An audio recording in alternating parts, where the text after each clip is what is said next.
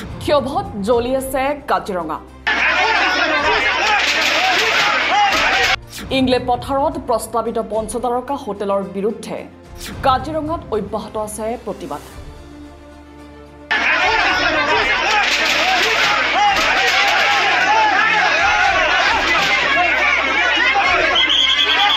কাজিৰঙাৰ ইংলে পথাৰৰ ভূমি হস্তগত কৰি অসম চৰকাৰে হায়াত গ্ৰুপক 5-ষ্টাৰ হোটেল নিৰ্মাণ কৰিব দিয়া কাৰ্যক তীব্ৰ বিৰোধ কৰিছে স্থানীয় ৰাইজৰ লগতে কৃষক আৰু শ্ৰমিক সংঘই।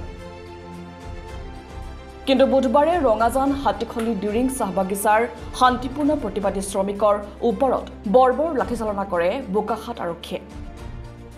যাৰ পাছতেই আজি আটছা আৰু স্থানীয় আদিবাসী ভূমি অধিকাৰীক বোকাখাত আৰক্ষীয়ে কৰা বৰ্বৰ আক্ৰমণৰ পিছত অসমজুৰি প্ৰতিবাদ সাব্যস্ত কৰিছে আটছাই। বোকাখাতৰ ডিফলু চাহবাগিচাত মুখ্যমন্ত্ৰীৰ পুত্তলিকা দাহ কৰিলে আটছাই।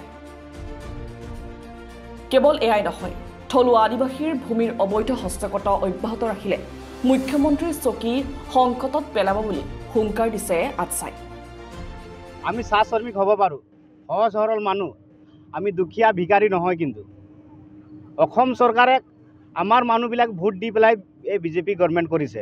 তেখেতসকলে এচি ৰুমত বহি যধে মধে যি টি সিদ্ধান্ত ল'ব নোৱাৰে।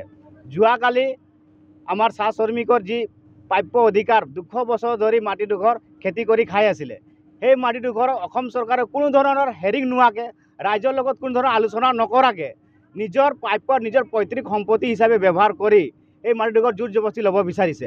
আমি এই বিষয়টোৰ ওপৰত গুৰুত্ব সম্পূৰ্ণভাৱে দিছোঁ আৰু গৰিহণাও দিছোঁ।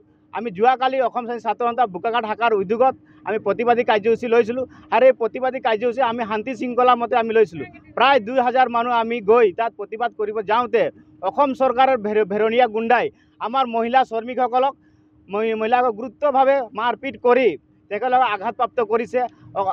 আটছাৰ সাধাৰণ সম্পাদক জগদীশ বৰাক ডাঙৰীয়াক মাৰপিট কৰিছে, অনিত গড় ডাঙৰীয়াক মাৰপিট কৰিছে, সুশীল কালান্দী ডাঙৰীয়া, বিকাশ নায়ক, অভিষেক তাঁতী, দানেশ কুমাৰ ডাঙৰীয়াক মাৰপিট কৰিছে।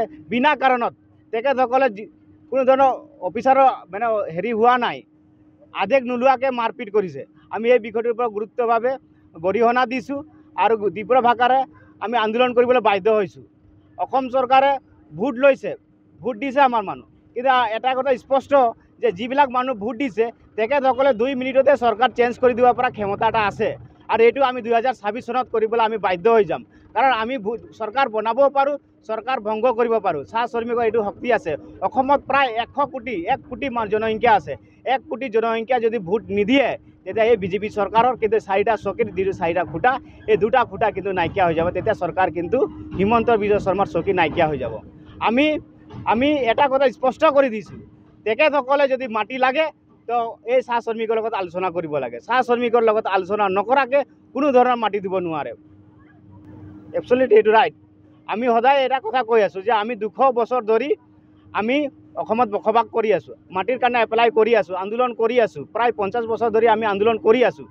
এই আন্দোলন 50 বছৰৰ আন্দোলন নস্যাৎ কৰি তেখেতসকলে এটা ব্যক্তিগত কোম্পানীক ভেৰনীয়া গুণ্ডা থৈ কি ধৰণে কাক সুধি পেলাই এই মাটিডোখৰ দখল কৰিবলৈ বাধ্য হৈছে। আমি কিন্তু এই কথাটো কোনো পধ্যে সহ্য কৰিব পৰা নাই। আমাৰ মানুহখিনিয়ে আজি বছৰ ধৰি 200 বছৰ চাহ খেতিৰ ব্যৱসায় শেষ হ'ল। তাৰপিছত কিন্তু য'ত চাহ খেতি নহয়, খেতিৰ বাবে উপযোগী সেই মাটিখিনিত আজি বছৰ ধৰি মানুহে খেতি বাতি কৰি আছে। সেই মাটিখিনি মানুহখিনিক খেতি নকৰিলে মানে জীৱিকাৰ যিটো উৎস খেতি, সেই খেতিৰ মাটি কিন্তু কাঢ়ি লোৱা আমি দেখিবলৈ পাইছোঁ। মানুহৰ জীৱিকা কাঢ়ি লোৱা হিমন্ত বিশ্ব শৰ্মাৰ দাদাগিৰি চৰকাৰখনক আমি ধিক্কাৰ জনাইছোঁ। কালি আমাৰ জনগোষ্ঠীৰ মানুহৰ মাটি বলপূৰ্বকভাৱে কাঢ়ি হাত হোটেল বনাবলৈ লোৱা কাৰ্যক আমি বিৰোধিতা জনাবলৈ যোৱা কাৰ্যসূচীত আমাৰ ছাত্ৰ সংগঠনৰ কেইবাটাও ফুলকমলীয়া ছাত্ৰ নেতাক মাৰি মানে গাত তেজ নগৰাই দিছিল আৰু তেওঁলোকে ছাত্ৰ সংগঠনক মৰাৰ পিছতো আমাৰ মহিলা শ্ৰমিককো মাৰি প্ৰহাৰ কৰি গুৰুতৰভাৱে আঘাত কৰিছিল। যাৰ প্ৰতিবাদত আজি সমগ্ৰ অসমৰ চাহ বাগিচাত শ্ৰমিকৰ উপস্থিতিত অসমৰ মুখ্যমন্ত্ৰী গৃহ বিভাগ, পুলিচ প্ৰশাসনৰ বিৰুদ্ধে প্ৰতিবাদ জনাই মাননীয় মুখ্যমন্ত্ৰী হিমন্ত বিশ্ব শৰ্মাৰ এই দাদাগিৰি চৰকাৰক প্ৰত্যাহ্বান জনাই আজি মুখ্যমন্ত্ৰীৰ প্ৰতিমূৰ্তি দাগ কৰা হৈছে। ইয়াত এটা কথা স্পষ্ট কৰি দিছোঁ যদি যিবিলাক পুলিচ প্ৰশাসনে আমাৰ ছাত্ৰ সংগঠনক যোৱাকালি প্ৰতিবাদ কৰিবলৈ যোৱাত মাৰপিট কৰিলে সেই পুলিচ বিষয়াসকলক সোনকালে যদি নিলম্বন নকৰে এই আন্দোলন জংঘী আন্দোলন হৈ পৰিব। অসমৰ ৰাজপথ কিন্তু বন্ধ হৈ যাব। আপোনালোকে মাৰাৰ যি ব্যৱস্থা গ্ৰহণ কৰিছে আপোনালোকে আমাক মাৰিব, আমি জীয়াই থাকিও মৰাৰ দৰে আমি জীয়াই আছোঁ। গতিকে আমি আমাক যদি মাৰে আমি মাৰি পেলাই মৰিম, এই কথাটো স্পষ্ট কৰি দিছোঁ। তাৎক্ষণিকভাৱে পুলিচ প্ৰশাসনক ইয়াৰ পৰা নিলম্বন কৰিবৰ কাৰণে আমি দাবী জনাইছোঁ, কিন্তু নহ'লে ইয়াতকৈ জংঘী আন্দোলন গঢ়ি তুলিম। আৰু আমি দেখিবলৈ পাইছোঁ মাননীয় হিমন্ত বিশ্ব শৰ্মাৰ এই চৰকাৰখনৰ হিমন্ত বিশ্ব শৰ্মাৰ দাদাগিৰি চৰকাৰখনত হিমন্ত বিশ্ব শৰ্মাৰ দাদাগিৰি আমি দেখিবলৈ পাইছোঁ। তেওঁ বিভিন্ন সময়ত কৈ থাকে। আমি ইয়াৰ আগত আমি দেখিবলৈ পাইছোঁ বাগিচাত যিবিলাক চৰকাৰী স্কুল নিৰ্মাণ হৈছে সেই স্কুলবোৰত সকলো জাতি জনগোষ্ঠীৰ মানুহে সংস্থাপন পাইছে, চাকৰি পাইছে। সমান্তৰালভাৱে চাহ জনগোষ্ঠীৰ এজন ল'ৰাক নিযুক্তি দিছে, কিন্তু এই চাহ জনগোষ্ঠীৰ ল'ৰাজনক কিন্তু ফটকাৰ চাকৰি নিযুক্তি দিয়াৰ পিছত তেওঁক কিন্তু কি কৰিছে, বাগিচাৰ হাজিৰাত কিন্তু তেওঁক দৰমহা দিছে। আমাৰ ক্ষেত্ৰত কিয় এইটো হ'ল?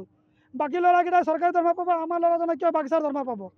গতিকে আমাক যে প্ৰতাৰণা কৰে সেই কথাটো আমি স্পষ্টভাৱে উপলব্ধি কৰিছোঁ। গতিকে হিমন্ত বিশ্ব শৰ্মাৰ দাদাগিৰি আৰু বেছি দিন নাথাকিব। আমি হিমন্ত বিশ্ব শৰ্মাক চৰকাৰ বনাই দিছোঁ, তেওঁ আমাৰ ভোটতহে তেওঁ ৰাজগাদী দখল কৰি দাদাগিৰি চলাই আছে। গতিকে দাদাগিৰি বেছিদিন নাথাকিব, এই কথাখিনি উপলব্ধি কৰা তেওঁৰ প্ৰয়োজন আছে। গতিকে আমি ইয়াতকৈ জংঘী আন্দোলন গঢ়ি তুলিবলৈ বাধ্য হ'ম।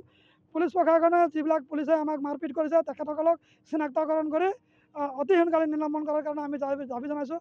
যোৱাকালি গোলাঘাট থানাৰ ADC এডিশ্যনেল SP নেতৃত্বত গোটেই কাৰ্যকাণ্ড হৈছে। গতিকে তেখেতকো নিলম্বন কৰাৰ কাৰণে আমি দাবী জনাইছোঁ। বোকাখাতৰ পৰা পল্লৱ হাজৰিকাৰ ৰিপৰ্ট, দ্য অপিনিয়ন।